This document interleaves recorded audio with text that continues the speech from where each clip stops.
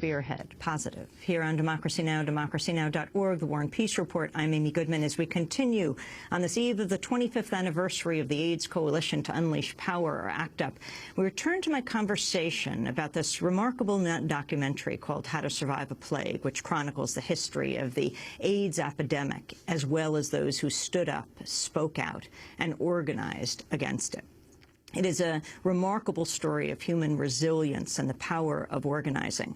I spoke with David France, the director, at the Sundance Film Festival in Park City, Utah, along with Peter Staley, one of the longest surviving, one of the longest AIDS survivors and activists in this country. I asked David France to talk about the political funerals that activists held on the streets to raise awareness about HIV/AIDS. The political funerals are kind of these stunning manifestations of grief and anger and desperation. The surprising to me about those events were how they went uncovered. The media didn't cover them. These are events in which corpses are carried through the streets, carried to Washington to make public statements about the urgency of the need for medications. And literally there's no television coverage of those. There's very little newspaper coverage, as though these things hadn't happened. And the way we are able to present them in the film is through the archival footage that was produced by the activists themselves. In fact, the film is largely composed of that footage. So it's really deeply behind the curtain of AIDS activism.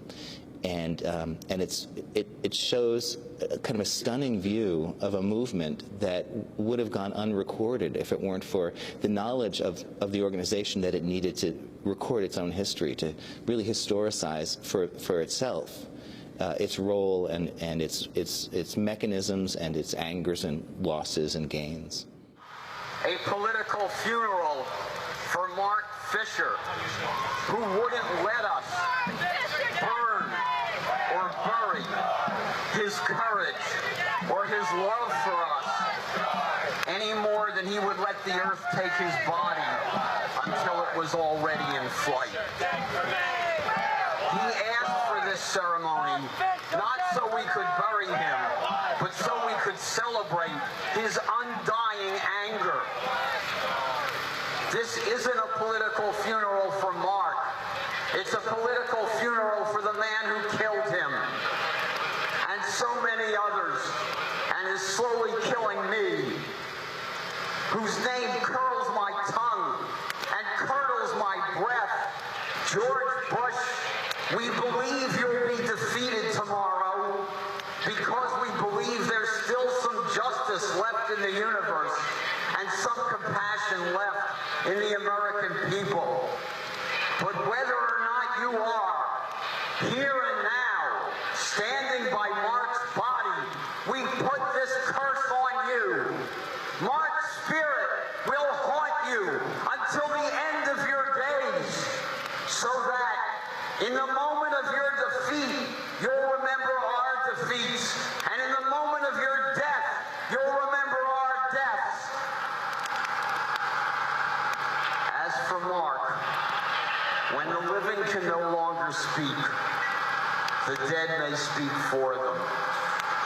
Mark's voice is here with us, as is the voice of Pericles, who 2 millennia ago mourned the Athenian soldiers who didn't have to die and in whose death he was complicit, but who had the nobility to say that their memorial was the whole earth. Let the whole earth hear us now. We beg, we pray, we demand that this epidemic end, not just so we may live, but so that Mark's soul may rest in peace at last.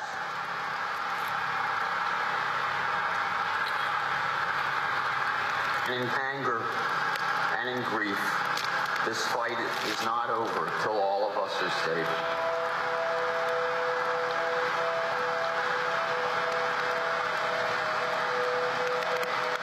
ACT UP. Fight back.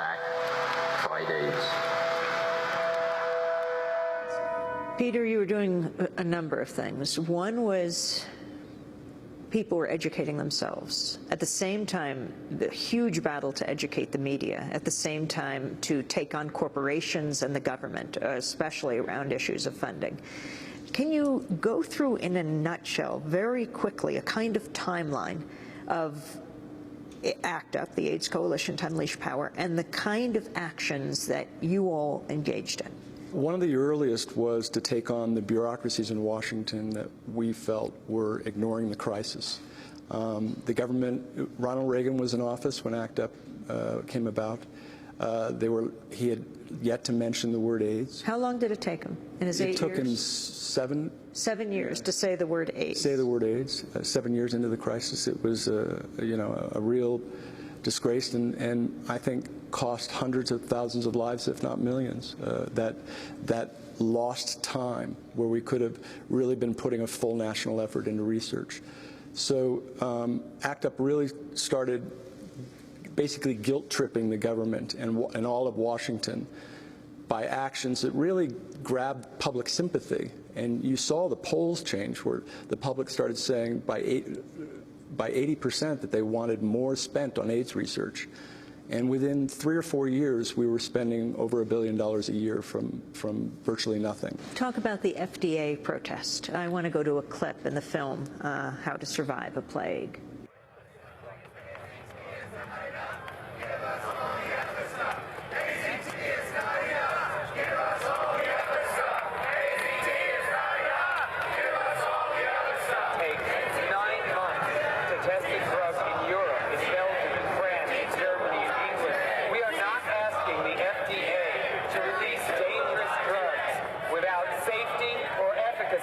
We are simply asking the FDA to do it quicker.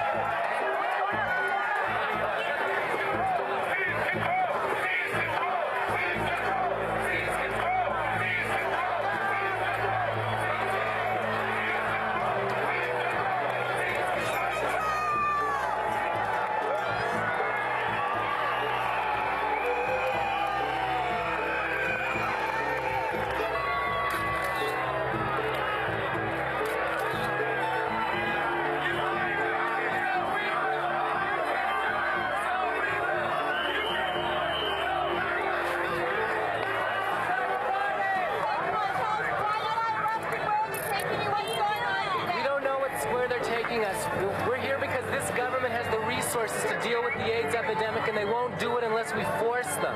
Jay Hudson reports live from Rockville, where the massive protest is wrapping up. Jay?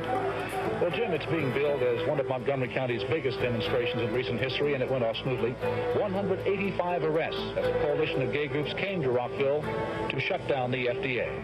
That was a clip of How to Survive a Plague, directed by David France, our guest, David France, and Peter Staley. That FDA action, explain what you did. Thousands of us showed up at their headquarters in Bethesda, Maryland, and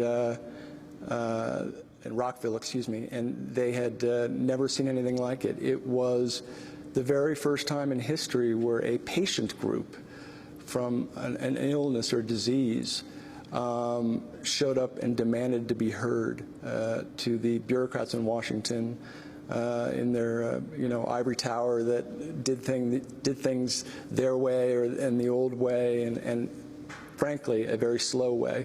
And we were demanding that things be drastically sped up for life-threatening diseases, and they ended up dramatically speeding up the drug approval process, not just for AIDS, but for cancer drugs as well. So we had a pretty wide effect.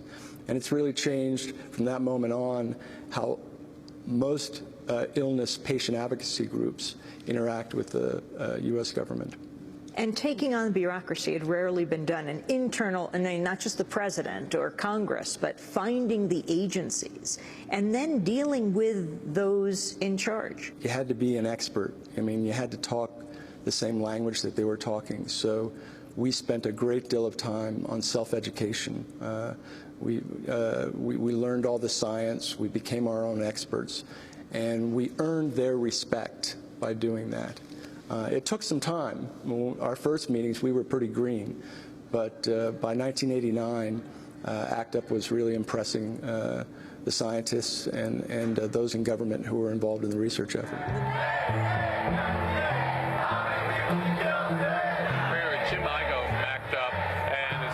Protest going on here in Bethesda over the drug DHPG. Tell us what's happening. Well, this is the second meeting of the Bush Commission for reviewing procedures for approving AIDS and cancer drugs. And we thought since the non-approval of DHPG is such a perfect example of how regulation has gone wrong, we'd bring it home to the Commission itself by showing up here in force, and that's what we've done. Okay, also inside at the hearing itself, and I understand there's going to be an action in just a little while when Ellen Cooper speaks. I guess so. What about DHPG?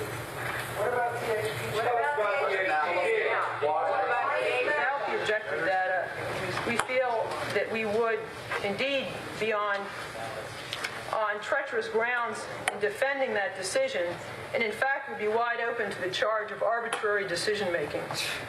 Although we certainly wouldn't be accused of being inflexible. You did it with AZT. I don't know you can't do it with I have to say that the difference in the data between AZT and DHPG is the difference between night and day as far as the quality of that data. Lose your life or lose your side. People are die since this meeting started, and 4 more are going to die before it's over. Who represents the patient on this panel? There is a person of color on this panel. FDA relooks at the DHPG data and suddenly, agrees with ACT UP. Ready for a vote?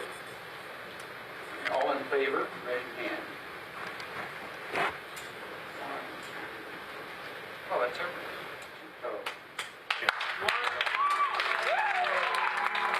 It was really an amazing encounter, but it sort of felt like reaching the Wizard of Oz. Like you got to the center of the whole system, and there's just this schmuck behind a curtain. The moments taking on candidate Clinton, Bill Clinton. Describe what happened there. That was Bob Rasky, who you see a lot of in the film, and he heckled the president during, candidate Clinton during the lead up to his first election about AIDS.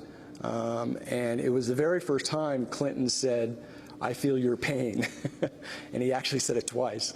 It's a very dramatic moment. Because he interrupts one of his campaign stops. Yes, exactly. But, and David, maybe you can weigh in here, in the presidential debate, it's then raised because you have these protests outside, it becomes an issue in the presidential campaign. Absolutely, yeah. That was the outside approach that became such a national and then ultimately international movement of AIDS activists that it was impossible to not discuss AIDS in public if you were a public figure, and that was essential in order to be able to force those doors open to allow people to go inside and help make the decisions about what drugs to test, how to test them, how to get them out to people. Early in How to Survive a Plague, Peter, you're a very young man in the film, and you say you don't expect to live. What changed? Triple drug therapy in 1996 saved my life. And those therapies came about because the government spent $1 billion on research starting in 1989, 1990. And that all came about because of pressure from advocacy. So I'm alive because of that activism. And I hope people will see this film. It's about it's about people power being able to actually create change and to change things for the better. It's not just an AIDS story. Anybody who's involved in the Occupy movement should run to see this film. Anybody that wants to change the world should run to see this film. And the issue of affordability. Now, the issue in the United States and around the world of people who can or cannot get the treatment that would keep them alive, as this treatment has kept you alive. This was a major victory, this movie tells, about getting these therapies, but that was only the beginning of the battle. Now we have these treatments that can keep people alive, and there are still 2 to 3 million dying every year. There are more dying now than when we actually got the therapies to save people. So it's a huge failure of leadership internationally, and it shows a huge failure of our own healthcare system to be able to deliver these drugs to everybody that needs them in this country. And finally, seeing you in one scene, it's addressing the International AIDS Conference? Yes. And talking to the different parties involved. Can you remember that speech? Yeah, I was in San Francisco in 1990. It was the last AIDS conference in the U.S. before they started boycotting the U.S. because of our immigration ban. And the previous year in Montreal, we had invaded the conference, so this time they decided to invite us in, and they decided to let ACT UP have a moment at the podium during the open plenary. And what you said? And I tried, at that moment, there was just a tremendous amount of conflict between the activists and the scientists, a lot of fear, a lot of finger pointing. And I tried to bridge those differences so that we could start working together. And I tried to make ACT UP more comfortable for them. And I tried to tip my hat to what the scientists were there to do and to say, listen, we know you're here to do good. Title, David, How to Survive a Plague. How did you choose it? It seemed to me to capture not just the activity of the individuals that were involved in this movement, but it was a primer. It really establishes a paradigm for activism.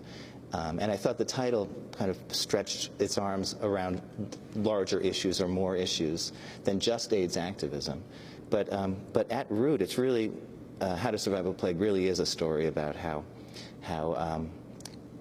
we attacked AIDS, not how AIDS attacked us, and what it takes to do that, and what it takes to come up with just the desire or the thought that you could do that, and then how to refine your techniques along the way to actually make a difference. David France, Peter Staley, thank you so much. Thank you. Survive a Plague, the new documentary, How to Survive a Plague, is going to air Saturday night at the Walter Reed Theater and on Monday at the Museum of Modern Art in New York City before its fall release. This on the 25th anniversary of ACT UP, the AIDS Coalition to Unleash Power. This is Democracy Now!, democracynow.org, the War and Peace Report. When we come back, what is happening with activism today on the six-month anniversary of Occupy Wall Street?